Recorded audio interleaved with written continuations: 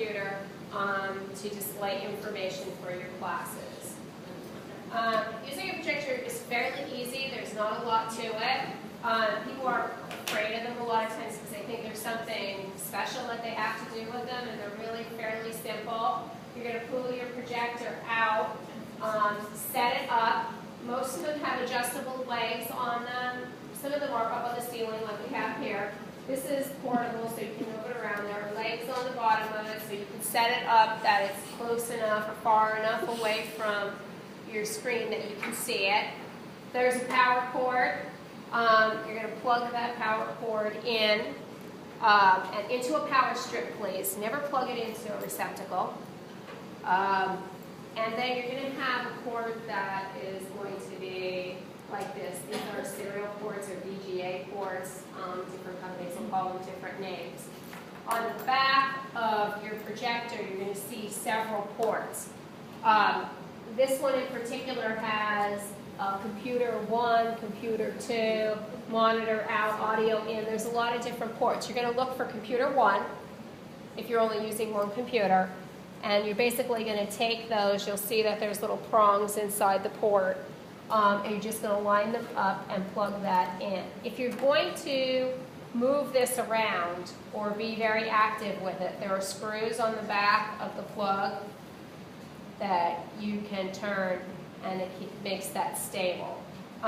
One of the things that may happen when you start using a projector is that you'll turn everything on and you can't get it, you're not getting anything up on the screen. Always check your plugs. You would not believe how many times I've been called, oh, my computer won't work, my printer won't work, and it's unplugged.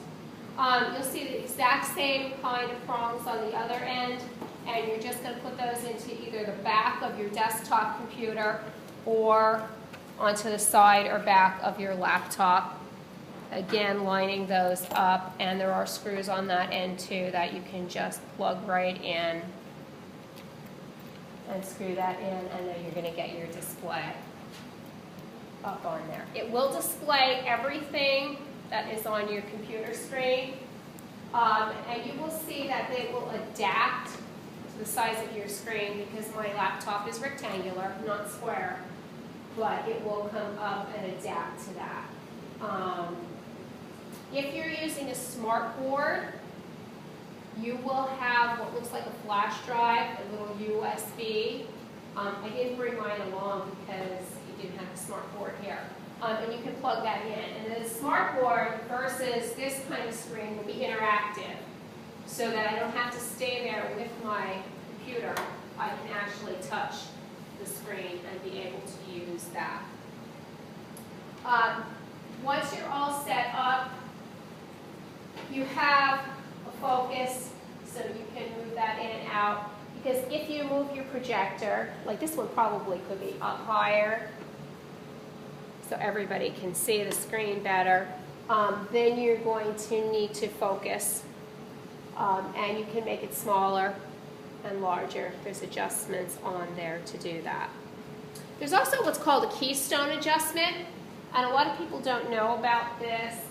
If you ever see, do you see how that's kind of tilting backwards and it's starting to look like it's leaning in on both sides? That's your keystone adjustment so that you can make it square. And different projectors, different screens that you put it on, you may need to adjust that.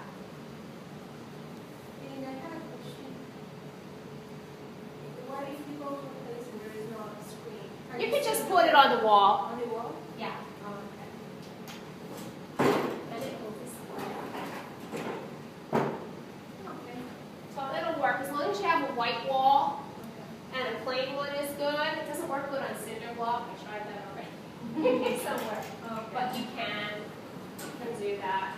They also do make portable screens that you can display your information on there. Working with the iPad, if you had that adapter, wouldn't be any different. You basically plug that lightning plug into your iPad according to what they said. I don't have one, so I'm not going to guarantee it's going to work this easy. But you should have that same kind of port on the other side, although Nancy's tried it with one of ours. Unfortunately, the tech guys brought it, and they didn't leave it, so I couldn't play with it. And sometimes our tech guys, they're good, but they don't know like iPads, and they don't work with the software that's on there. So it's relatively simple. There's not a lot to working with a projector. But do you have to push like F8 or something to get it to project? No. Okay, so I think some laptops can do that, right? I mean, I've never had one. All of them that I've ever worked with, all my laptops, all our computers, as soon as we turn them on. The only thing that we have to do is with our smart boards, you have to pick a source. okay. Sometimes where it's coming from. And I'm not sure if that is on all smart boards or both of our smart boards also have DVDs and VCRs hooked to them. So we have to pick a source if we're moving from one to the other. But by default, all of our smart boards work with the computer. So we have to pick the source as being the DVD player. Right. But no, none of ours. All of ours, we just plug it in. As long as you put it into the right port, it should come up and not be any kind of issue. Then once you're up there, you can just work with this like you normally work with your computer. So if I want to open up Microsoft Word, which is very hard to do when you're at this angle, obviously. And then you're ready to go. And you can type back here and everything. One trick that I did, and I teach a lot of computer classes, and even though I have a smart board, smart boards aren't cut out to be as good as people think they are. They're good, don't get me wrong, but if you don't orient them every time, and sometimes even if you do, you're double tapping on something and they're still not opening up, and the keyboard that comes up is a pain. If you don't like typing on an iPad, you're never going to like typing with a smart board, especially if you're teaching a class like Microsoft Word, or if you're in GED Academy and you're doing essay writing, that little keyboard that comes up is not going to cut it. So I do have a wireless keyboard and mouse. You do have to be careful if you get a wireless keyboard and mouse to use when you're using the smart board and the projector. You have to make sure that the distance, it's going to reach the distance that you need to move around that room.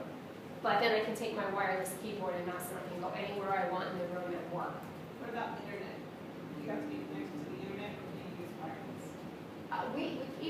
We have wireless and we have I do wired when I'm there just because it's there and it's at the instructor's desk already, but you can do wireless.